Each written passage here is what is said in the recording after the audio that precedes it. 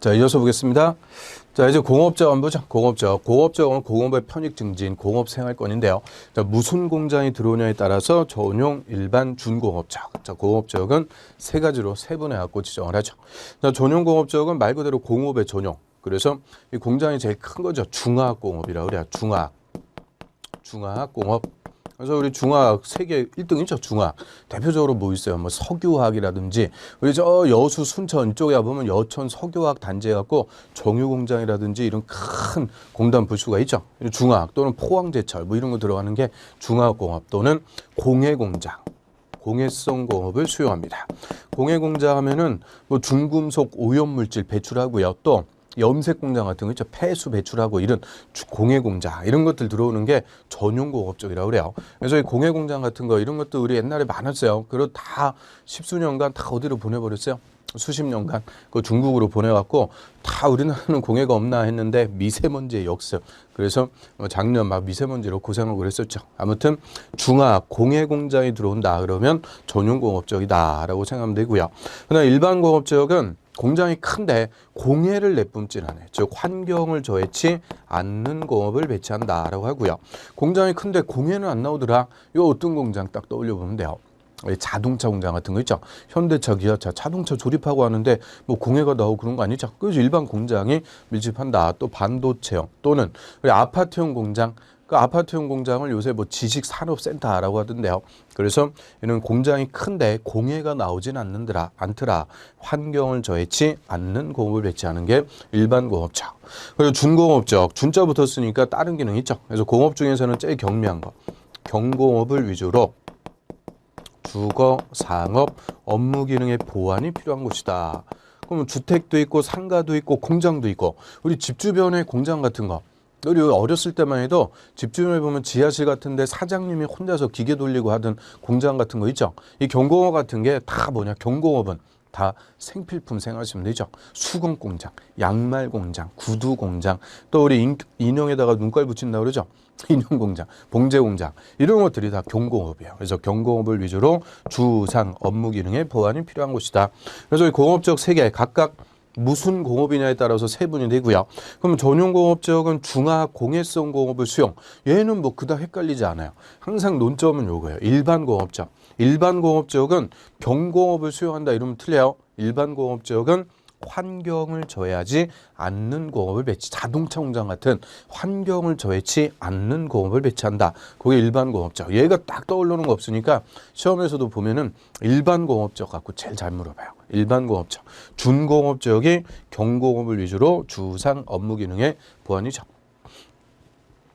그 다음에 이제 녹지적으로 할까요? 녹지적. 이 녹지적만큼은 도시적이라도 개발이 아니고 녹지 공간의 보전이요. 녹지 공간을 보전하는데 개발 여부에 따라서 녹지적은 다시 세 가지로 세분해 갖고 지정하죠.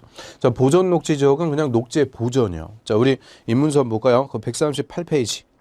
자, 위에서 녹지적 한번 볼까요? 중간에 녹지. 자, 보전 녹지는 도시의 자연환경, 경관, 산림, 녹지 공간을 보전할 필요가 있는 곳이다. 그래서 얘는 그냥 녹지 공간의 보전. 개발에 대한 언급이 없죠. 그 말은 도시적이라도 절대 개발할 수 없는 녹지다. 그래서 이 개발할 수 없는 녹지가 보존 녹지. 이거 쉽게 얘기하면은 도시적의 산 딱 생각하시면 돼요. 우리 도시적의 산 있어요, 없어요? 있죠. 서울특별시. 서울특별시는 관할구역이 다 도시지역이에요. 도시지역인데 서울특별시에도 남산, 북한산, 관악산, 산 많이 있죠. 그런 산 같은 데가 보존 녹지. 도시지역이라도 개발할 수 없어요. 그냥 녹지 공간의 보존이다. 산 같은 거. 그다음에 생산 녹지는 농업적 생산을 위해서 개발을 유보할 필요가 있대요. 그럼 농업적 생산, 농사짓기에서 개발을 유보는 보류, 유보, 밀어둔다 하기죠. 유보한다. 그래서 이거는 도시지역의 논밭, 농지 생각하면 돼요. 그럼 우리 도시 외곽 쪽으로 나오면 비닐하우스 같은 근교농업, 원예농업 이런 거 하는 거 볼 수가 있죠. 도시지역의 논밭, 이런 농사짓기에서 개발을 유보한 곳이다. 그 다음에 자연녹지, 자연녹지지역 한번 볼까요? 자연녹지지역은 도시의 녹지 공간의 확보, 도시 확산의 방지 뭐 등등을 위해서 보존할 필요가 있는데 불가피한 경우에 제한적 개발이 허용되는 것이다.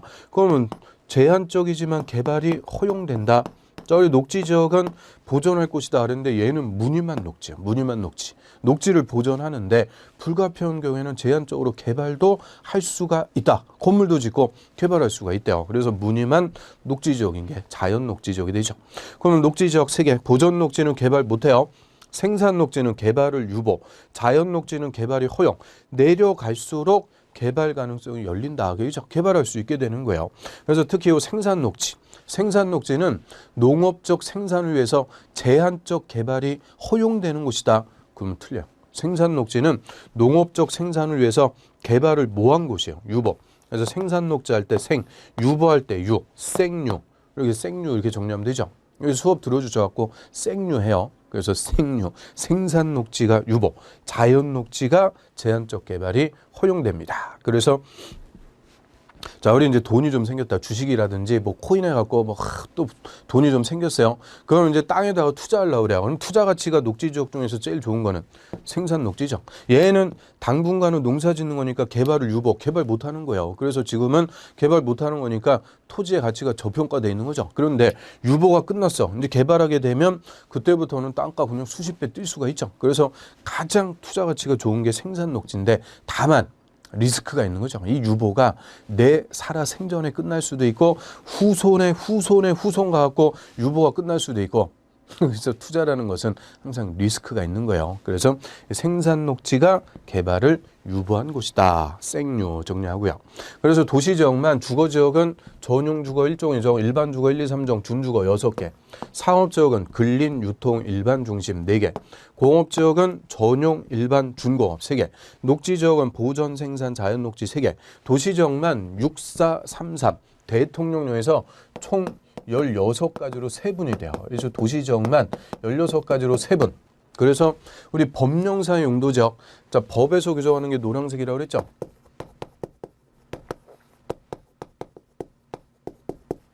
그럼 법령상 용도지역의 종류하고 세분, 즉 용도지역은 총 몇 개가 나오는 거냐.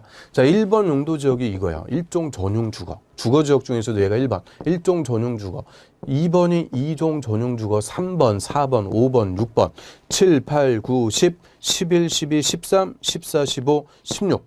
도시지역만 16번 용도지역까지 나오는 거예요. 그리고 비도시지역 17, 18, 19, 20, 21. 그래서 법령상 용도지역은 총 21개가 됩니다. 21개. 이 21개 용도지역 중에서 하나를 빠짐없이 전국 토지 지정해 놓고 가장 기본적인 규제하는 것을 용도지역이다라고 하고요. 그래서 용도지역은 이 우리 뭐 처음 하니까 제가 샅샅이 다 설명을 했는데요. 나중에 보면은 얘도 뭐 한 번, 두 번 하는 거 아니죠. 100번 보여. 100번, 1000번 합니다. 그래서 나중에는 그냥 용도지역들 순서 그대로 우리가 정리할 수가 있어야 돼요. 그래서 용도지역의 목적이 뭐 어려운 게 아니고 순서 1번부터 16번까지 주거지역의 전용주거, 1종, 2종, 일반주거, 1, 2, 3종, 준주거, 그다음에 상업지역은 근유, 일중, 공업지역은 전일준, 녹지지역은 보생자 이런 식으로 1번부터 16번까지 이 도시지역의 순서 이거 잡는 게 용도지역은 핵심이에요. 목적은 몇 번 하다 보면은 목적이 절대 어려운 거 아니죠. 그다음 비도시지역, 관리지역은 보생계. 이 관리지역하고 녹지지역하고 또 헷갈리시면 안 돼요. 녹지지역은 보생자, 관리지역은 보생계. 그리고 농림, 자연환경 보전 1번부터 21번까지 21개 용도지역의 순서 이게 핵심입니다. 그래서 용도지역의 순서가 돼야 우리가 이하에서 건폐율이다, 용적률이다 이런 것들 공식화해 갖고 정리할 수가 있어요. 그래서 용도지역의 목적이 중요한 게 아니고 목적은 뭐 하다 보면 다 정리되고요. 일종 전용주거부터 자연환경 보전지역까지 용도지역의 순서 1번부터 21번까지 요거를 확실하게 좀 정리를 해둘 필요가 있습니다.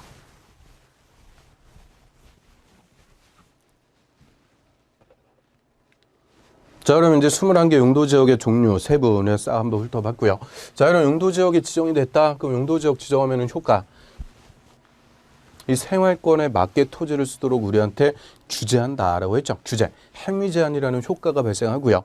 그럼 용도지역을 토지에 지정하는 것은 도시군관리계획 결정해갖고 지정하는 거예요.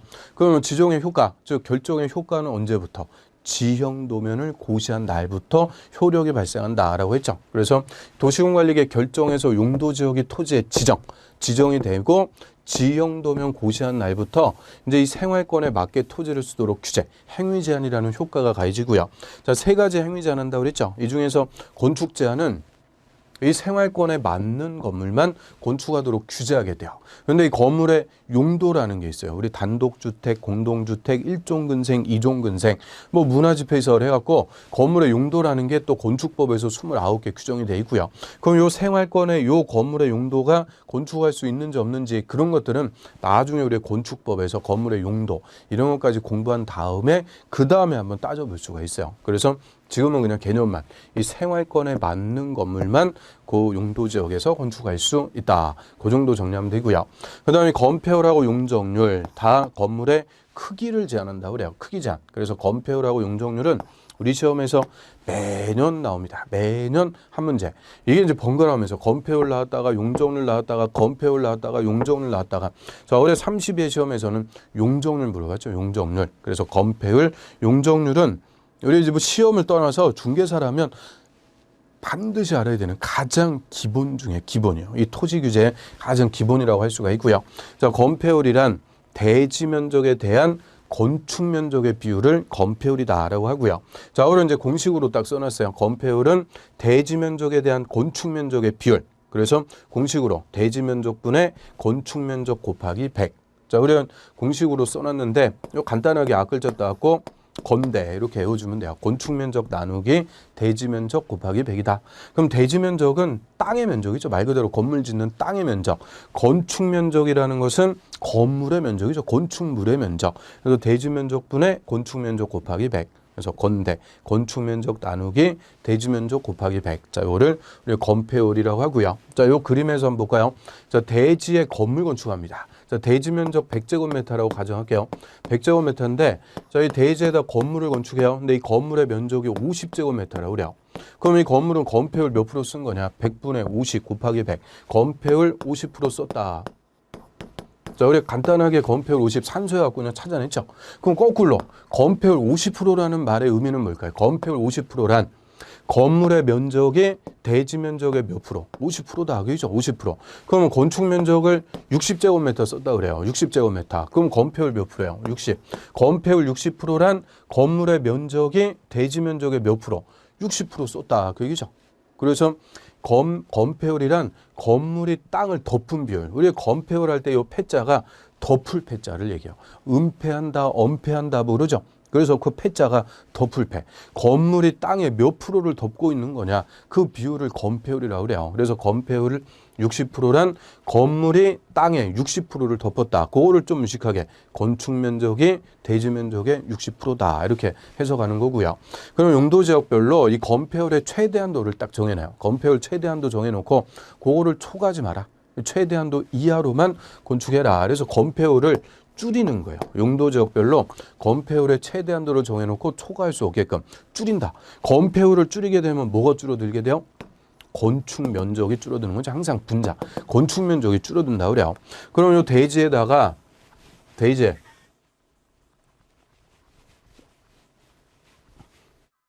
자, 예를 들어 갖고 건폐율 20%만 쓰세요. 건폐율 20%. 딱 줄여버렸어요. 건폐율 20%만 쓰세요. 그럼 건폐율 20%란 건축물의 면적을 대지 면적의 20%. 그러니까 건축 면적을 20제곱미터밖에는 못 쓴다. 그 얘기죠. 확 줄어드는 거예요. 그럼 나머지 80제곱미터는 다 비워둬라. 그 얘기인데요. 자, 이렇게 건물 못 짓고 비워둬야 되는 땅, 그거를 공지라고 그래요. 그래서 건폐율은 건축 면적, 이 건물의 수평 크기를 규제해서 대지의 건물을 못 짓고 비워둬야 되는 땅, 공지를 확보하는 것이 목적이다라고 그래요. 이 공지 확보가 건폐율 제한의 목적. 그럼 공지라는 거는 왜 확보를 해줘야 될까요? 자, 우리 건폐율 제한 안 한다. 그럼 어떻게 되겠어요? 자, 예를 들어 갖고 1번 대지, 2번 대지, 3번 대지, 4번 대지 이렇게 있는데 자, 건폐율 제한 이런 거 안 할 테니까 대지 소유자가 알아서 건물 건축하세요. 그러면은 이기적인 대지의 소유자들 어떻게 돼요? 건물 꽉꽉 채워갖고 짓는 거죠. 건물 꽉 채워갖고. 그 2번 대지도 질 수 없다. 더 꽉 채워갖고. 3번 대지도 꽉 채워갖고. 4번 대지도. 자, 이렇게 건폐율 제한이라는 걸 안 하게 되면은 대지마다 건물을 꽉꽉 채워갖고 건축하게 돼요. 그러면 건물하고 건물 사이에 틈이 없어갖고 공지가 없어갖고 일조, 채광, 통풍, 통행 여러 가지 면에서 지장이 있게 돼요. 제일 큰 문제는 뭐겠어요? 불났을 때. 이게 불났다. 그럼 틈이 없으니까 그냥 홀라당 다 타버리는 거예요, 건물. 그래서 화재로부터 위험도 커지게 됩니다. 그래서 이 건폐율이라는 걸 딱 규제하는 거죠. 그럼 이 대지에 건폐율 50%만 쓰세요. 건폐율 50%딱 규제했어요. 그럼 이 대지에 건물 건축할 때 50%만 건물 짓고 나머지 50%는 비워둬라. 그죠? 그럼 여기도 50%만 건축하고 나머지 비워둬라. 그래서 건물하고 건물 사이에 공지가 확보가 되었고 일조 채광 통풍 통행 화재로부터 안전 여러 가지 공익을 도모할 수가 있게 돼요. 그래서 이 건폐율은 건축 면적, 건물의 수평 크기를 규제해서 대지에 공지를 확보하자. 이게 건폐율 제한의 취지다라고 하고요. 그래서 이 건폐율의 최대한도를 용도 지역별로 규정하고 이는 용도 지역의 건폐율 최대한도를 초과해서 건축할 수 없도록 합니다. 우리 예를 들어 갖고 주거 지역 같은 경우에는 건폐율 70%죠. 그러면 주거 지역의 건폐율 70%, 주거 지역은 건폐율 70% 준다. 이 말의 의미는 주거 지역에 건물 건축할 때는 건축 면적을 대지의 70%까지만 건축해라. 그죠? 70%까지. 나머지 30%는 비워둬야 된다. 공지로 비워둬라. 그 얘기고요. 그리고 상업 지역은 건폐율을 90%줘요. 상업 지역은 건폐율 90. 건폐율 90%의 의미는 건축 면적을 대지 면적의 90%. 거의 꽉 채워갖고 짓는 거고요. 10%만 비워두면 돼요. 그래서 상업지역은 건폐율이 90, 제일 높게 줍니다. 그 공업지역은 70%, 녹지지역은 20%밖에 안 줘요. 그래서 이런 식으로 건폐율, 지금 우리 용도지역별 건폐율 몇 프로다 이걸 외우고 그럴 필요는 없는 거예요. 의미를 이해한다. 그 얘기죠. 의미를.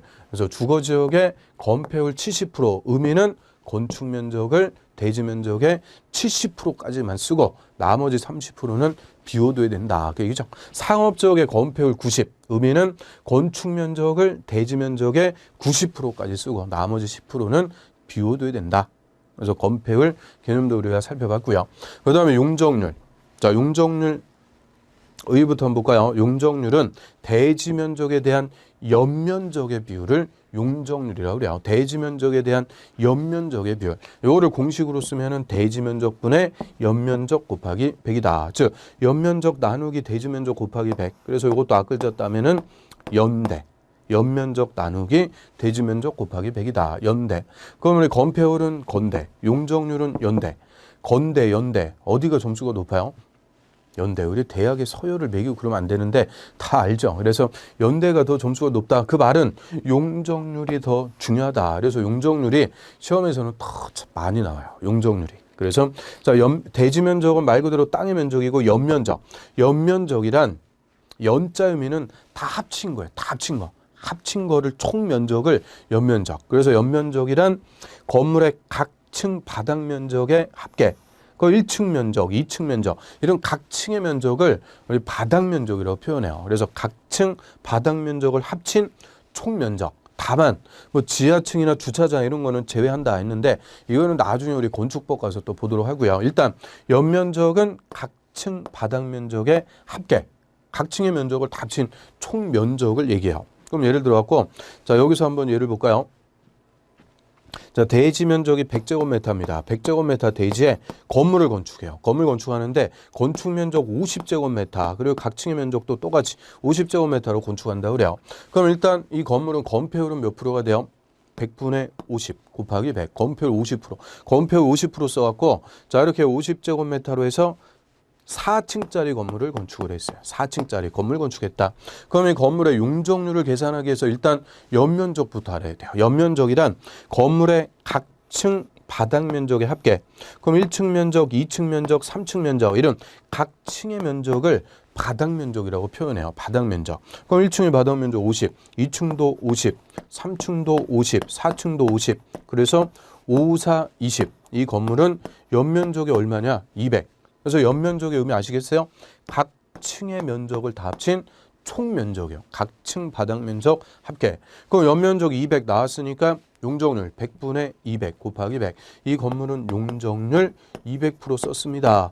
간단하게 산수해갖고 찾아내면 되죠. 용적률 200%다. 그럼 거꾸로 용적률 200%는 어떻게 나온 거예요? 용적률 200%란 연면적이 각 층의 면적을 다 합친 연면적이 대지 면적의 몇 배? 2배 더하기죠. 200%가 2배죠. 그래서 연면적을 대지 면적의 2배 썼다. 이게 용적률 200%라고 그래요. 그러면 이 건물 한 층 더 올라갔다 그래요. 한 층 더 올라갔다. 5층짜리로 건축했다. 5층짜리면은 연면적 50제곱미터 늘어나니까 연면적 250.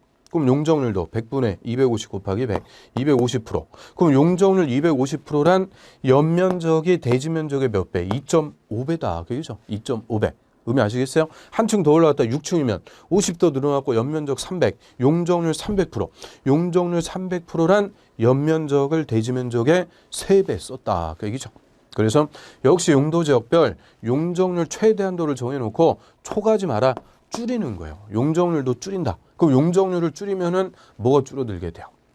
용적률을 줄이면은 항상 분자가 줄어들죠. 연면적. 연면적이 줄어들어요. 그럼 연면적이 줄어드니까 뭐까지 떨어지는 거냐? 충수까지 제한되는 거죠. 그래서 우리 예를 들어 갖고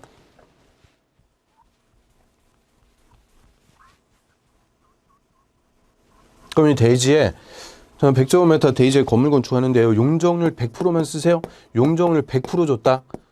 용적률 100%면 용적률 200% 줬다 그래요. 우리 처음에 봤듯이 용적률 200% 줬다. 자, 용적률 200% 쓰세요. 그 말은 연면적을 대지면적의 2배 쓴다 그죠? 2배. 그럼 200제곱미터까지 연면적 쓰니까 그래서 50, 50, 50, 50 4층까지 건물을 건축할 수가 있게 되는 거죠. 그런데 용적률을 줄여갖고 용적률 100%만 쓰세요 그랬어요. 용적률 100%.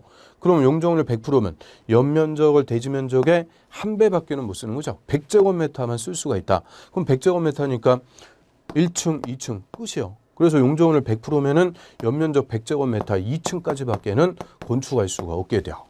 이런 식으로 자 용적률을 줄이면은 연면적이 줄어드는 거죠. 연면적이 줄어들어 갖고 건물의 충수가 제한됩니다. 건물의 충수, 입체 크기를 제한한다라고 하죠. 그래서 용적률은 연면적을 규제해서 충수, 건물의 입체 크기를 규제한다라고 하고요. 자, 우리 주거지역에서는 용적률 최대한도가 500%예요. 그럼 주거지역은 용적률 500%다. 용적률 500%의 의미는 용적률 500%란 연면적, 이 각 층의 바닥 면적 합계, 연면적을 대지면적의 5배까지 쓸 수가 있다. 그죠? 연면적을 대지면적의 5배까지 쓸 수가 있다. 그 말이 용적률 500%. 그럼 상업적은 용적률 1500%죠. 용적률 1500%란 연면적을 각층 바닥 면적 합계 연면적을 대지면적의 15배까지 쓸 수가 있다. 그럼 땅 면적의 15배가 될 때까지 건물 올라갈 수가 있다. 그래서 이 상업지역이 건폐율하고 용적률 최대한도가 제일 높아요. 그래서 주거지역하고 상업지역만 비교해봐도 주거지역은 건폐율 70, 용적률 500. 근데 상업지역은 건폐율 90, 용적률 1500. 건폐율하고 용적률의 최대한도가 제일 높은 지역이 상업지역이에요. 그래서 그 말은 똑같은 땅이라도 건물을 더 크고 높게 지을 수 있다. 즉 토지를 고도로 이용할 수가 있다. 그죠? 그래서 토지 이용 가치가 높으니까 땅값도 제일 비싼 곳이 무슨 지역이냐? 상업지역이 돼요. 그중에서도 중심 상업지역. 그래서 우리나라 뭐 공시지가 랭킹 맨날 2월 달 정도 연초에 되면은 땅값 제일 싼 곳부터 비싼 곳까지 이렇게 나오죠. 그럼 근 10년간 맨날 1등 먹는 데가 어디요? 서울의 중심 상업지역 명동. 거기에 뭐 1제곱미터죠. 평이 아니고 1제곱미터가 작년에 1억이었어요. 1억. 그러면 한 평 3.3제곱미터니까 한 평이면은 3억 3천. 한 평에 3억 3천. 근데 그거는 공시지가니까요. 공시지가는 시가의 한 30%밖에 안 되죠. 땅은. 그러니까 엄청난 게 그냥 한 평이 10억이에요. 거의 10억. 그래서 이 땅값이 제일 비싼 곳이 상업지역이 되는데요. 이유는 건폐율 용적률의 최대한도가 높아서 토지를 가장 고도로 집약적으로 이용할 수가 있다. 그죠? 그래서 요즘 용도지역별 건폐율 몇 프로, 용적률 몇 프로 애우고 그럴 필요는 절대 없다는 거예요. 지금은 용도지역의 순서가 돼야 돼요. 순서. 그래서 건폐율하고 용적률이 뭐다? 그 개념을 좀 정리하는 거지 뭐 애우고 그럴 필요는 절대 없어요. 그래서 건폐율은 건대. 건축면적 나누기 대지면적 곱하기 100. 건폐율을 줄이면은 뭐가 줄어든다고요? 건축면적. 건물의 수평 크기를 규제해서 대지에 건물 못 짓고 비워도 되는 땅, 공지를 확보하자. 그다음 용적률은 연대, 연면적 나누기 대지면적 곱하기 100. 용적률 줄이면은 연면적이 줄어들어요. 연면적이란 각층 바닥 면적의 합계, 연면적이 줄어드니까 충수가 떨어지는 거죠. 충수가. 그래서 건물의 충수, 입체 크기를 규제하는 것이 용적률. 그래서 이 생활권에 맞는 크기로 건물 건축하도록 건폐율하고 용적률을 규제하게 되죠. 그래서 이 세 가지 건축 제한, 건폐율, 용적률 제한을 통해서 그 생활권에 맞게 전국에 있는 토지를 합리적으로 이용하자 하는 것을 용도 지역이다 이렇게 얘기하죠. 용도 지역. 그래서 그 입문서 139페이지에 보시면은 밑에 건폐율하고 용적률 뭐 그려놨는데요. 그거 참조하시면 되고요. 자, 여기까지 해서 용도지역제 우리가 알아야 되는 가장 기본적인 중요한 개념들은 한번 정리를 해봤습니다.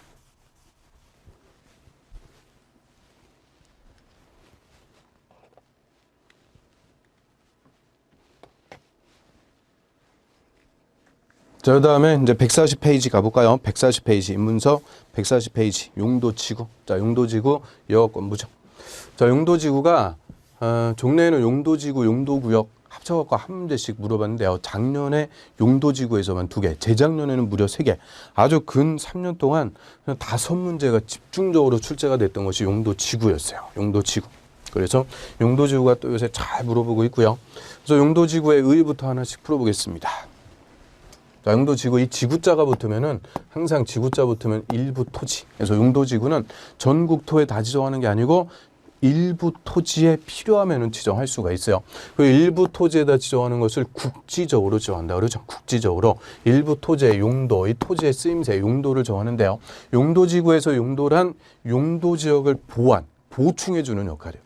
용도지역을 보완하기 위해서. 그래서 용도지역의 기능을 더 증진 또는 경관, 안전, 경관은 경치, 경관이나 안전 등을 추가적으로 도모하기 위해서 필요할 때 일부 토지에 지정할 수 있는 것을 용도지구. 그래서 용도지구는 항상 용도지역에 추가적으로 정한다. 그래요. 추가적으로. 그리고 반드시 정하는 게 아니고 임의적이에요. 지정할 수도 있고 안 할 수도 있고 임의적.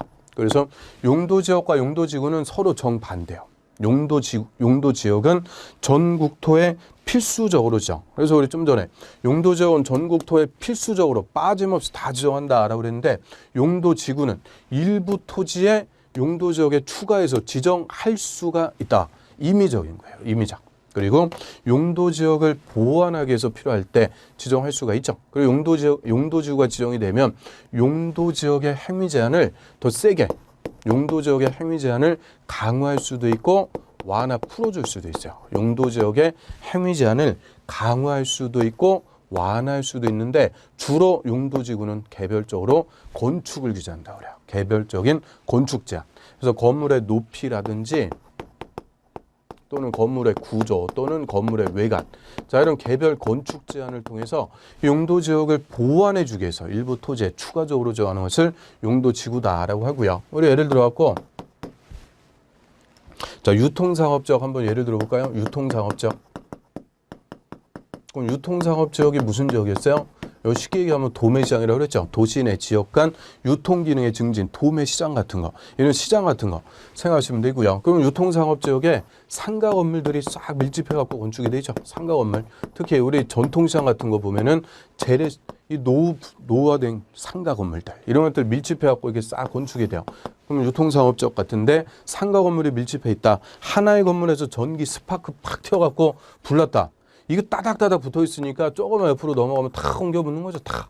그래서 이 시장에 재래시장 같은 거, 전통시장 같은 거에 불나면은 그냥 한 동에 홀라당 다 타버리는 거 우리 볼 수 있죠. 몇 년 전에 대구 서문시장이라든지 이런데. 그래서 이런 상가가 밀집해 있는 유통상업적 같은 시장에서는 이런 화재 위험성이 높은 곳이에요. 그래서 여기에 추가적으로 방화지구라는 용도지구가 지정이 돼요. 방화지구. 이 방화지구라는 용도지구를 추가적으로 지정할 수가 있고요. 방화지구는 이름대로 화재를 예방하기 위해서 지정하는 용도지구입니다. 화재 예방. 그래서 이 방화지구라는 게 지정이 됐다. 그럼 건물 건축할 때 화재가 나도 옆으로 넘어가면 안 돼요. 건물의 주요 구조부와 외벽을 내화구조라는 것으로 반드시 건축해야 돼요. 내화구조.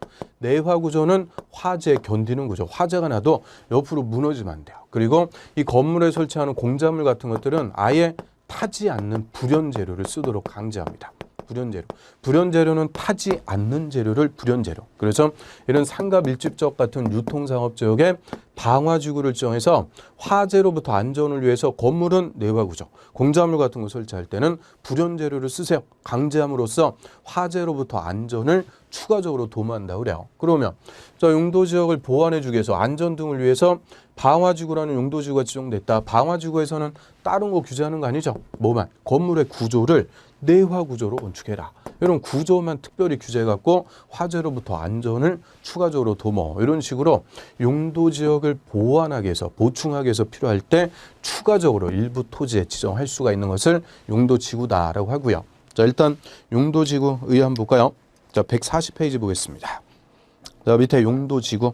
자, 용도지구란 토지 이용 및 건물의 용도, 건폐율, 용적률, 높이 등에 대한 용도지역의 제한을, 용도지역의 행위 제한을 강화 동그라미 또는 완화 동그라미. 용도지역의 행위 제한을 강화하거나 완화하는데 주로 용도지구는 건축을 규제한다고 그랬죠. 개별 건축 제한을 통해서 그 용도지역의 기능을 더 증진시키고 미관, 경관, 안전 이런 것들을 추가적으로 도모하기 위해서 도시군 관리 계획으로 결정하는 지역을 말한다. 그래서 도시군 관리 계획 결정해서 지정하고요. 자, 용도지역을 보완하기 위해서 필요할 때 일부 토지에 추가적으로 지정할 수가 있습니다. 그리고 용도지구는 필요하면은 얼마든지 하나의 토지에 2개 이상 중복해서 지정할 수도 있습니다. 예를 들어 갖고 방화지구 지정하고요. 또 보호 경관지구도 지정하고요. 뭐 필요하면은 얼마든지 중복해서 지정할 수도 있는 것을 용도지구라고 그래요.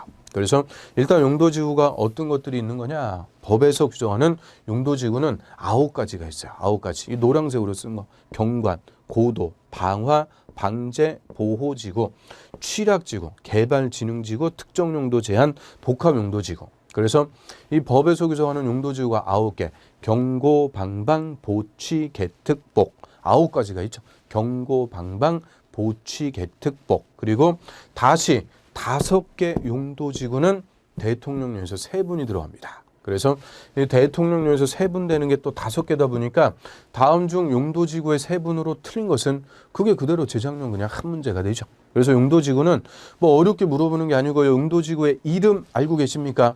단순하게 물어봐요. 용도지구의 이름 그리고 3분 어떻게 들어가는지 한마디로 용도지구 이름 정확하게 알고 계십니까? 그거 갖고 그냥 단순하게 물어보는 거죠. 그래서 경관지구, 자, 이거부터 하나씩 볼까요? 저 경관지구 140페이지 맨 밑에. 자, 경관지구는 경관의 보전관리 형성을 위해서 필요한 지구다. 그럼 경관지구는 경관을 보호한다. 경관은 경치, 경치를 보호하기 위해서 건축을 규제할 필요가 있더라 하면은 경관지구라는 걸 지정할 수가 있고요. 그런데 경관지구는 다시 대통령령에서 자연, 시가지, 특화 3가지로 세분돼 갖고 지정이 돼요. 그래서 그냥 경관지구가 지정되는 게 아니고 자연 경관지구, 시가지 경관지구, 특화 경관지구 셋 중에서 하나가 구체적으로 지정이 되는 거죠. 그래서 밑에 보시면 자연 경관지구. 자연 경관지구는 산지나 구릉지 등 자연 경관을 보호. 그다음에 자연 경관을 보호한다. 그럼 산지나 구릉지 등 자연 경관을 보호. 한마디로 산 주변의 자연 경치를 보호하기 위해서 지정한다. 그게 산 주변. 그래서 우리 대표적으로 서울특별시 한복판에 남산이라는 거 있었죠. 남산. 남산이 딱 있었는데요. 이게 옛날에 막 60년, 70년, 80년대까지 요 남산 중턱에 외국인 아파트라는 게 딱 있었어요. 외국인 아파트. 외인 아파트라고 그랬어요. 외인 아파트. 외국인 전용 아파트. 그 외국인들 남산의 경치를 끼고 그냥 좋은 경치를 만끽할 수 있게끔 외인 아파트가 딱 건축이 돼 있어갖고 이 아파트 때문에 남산의 경치가 다 가려지는 거예요. 그래서 우리 용감한 대통령 YS가 다 철거해라. 명령해갖고 다 폭파시켜버렸어요. 폭파시켜갖고 싹 철거. 그리고 남산의 경치를 조회하는 이런 건물 못 짓게 이 남산 주변이 다 자연 경관지구로 싹 지정이 되는 거죠. 그래서 저 어렸을 때 이 남산의 외인 아파트 이거 폭파시키는 장면 막 뉴스로 다 보도하고 그랬어요. 카운트다운 3, 2, 1 꽝 해갖고 그냥 건물이 쫙 무너지는 이런 이제 멋진 건물 모습도 다 뉴스에서 봤는데요. 아무튼 그래서 이 산 주변 같은데 건물 높은 거 있고 그러면은 산의 경치 이런 거 다 파괴할 수가 있죠. 그래서 산 주변의 경치를 보호하기 위해서 건축을 규제하겠다. 그게 자연경관지구 이렇게 생각하시면 되고요.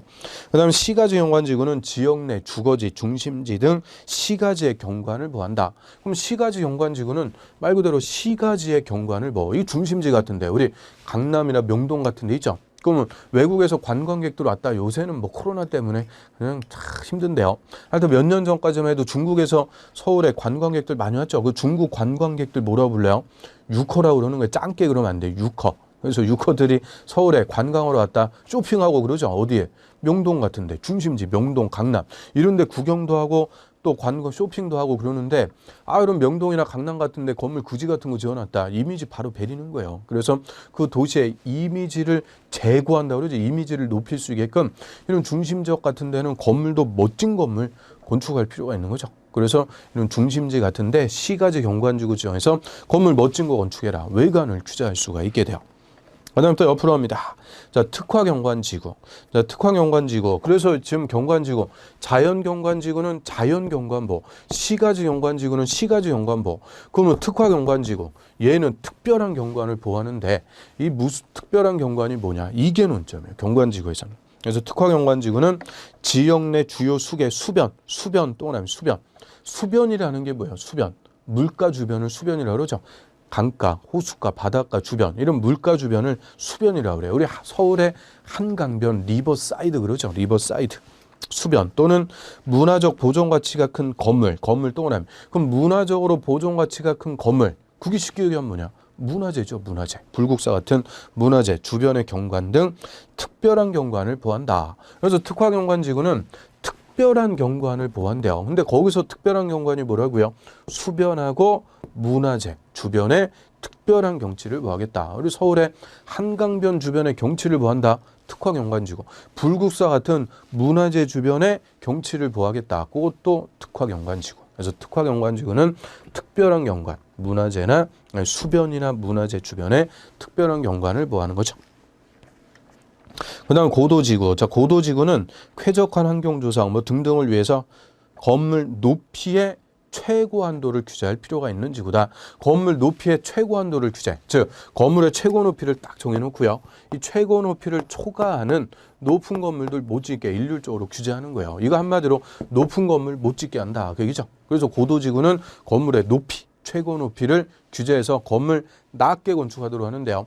그럼 이 고도지구는 한마디로 어디에 지정되어 있어요? 일반적으로 공항 주변, 우리 김포공항 이런 공항 주변 같은데 비행기 뜨고 내려야 되는데 건물 높은 게 불쑥불쑥 튀어나오면 사고 나죠. 그래서 공항 주변 같은 데가 다 고도지구가 지정돼서 높은 건물 못 짓게 하는 거예요. 건물의 최고 높이를 규제, 건물을 높이를 규제한다. 고도지구. 그리고 방화지구. 방화지구는 화재 위험을 예방하기 위해서 필요한 지구다. 그 화재를 예방하기 위해서. 그래서 아까 이 건물 밀집적 같은데 재래식 시장 같은 거 있죠. 전통시장. 하나의 건물에 불났다 다 옮겨 타버릴 수 있는 이런 화재 위험성이 큰 것. 이런데 방화지구를 정해서 건물 건축할 때 내화구조 등으로 해라. 화재로부터 안전을 도모할 수가 있게 되고요. 그다음 방제지구. 방제지구는 풍수해라는 게 태풍, 홍수. 그리고 지반 붕괴는 지진. 그 밖에 재해를 예방하기 위해서 필요한 곳이다. 얘는 재해를 예방하기 위해서 추가적으로 건축 제한 같은 거 하겠다. 재해를 예방. 그래서 우리 작년이죠. 작년 같은 경우에 아주 최악의 해였어요. 작년에 코로나 역병이 발생했죠. 역병.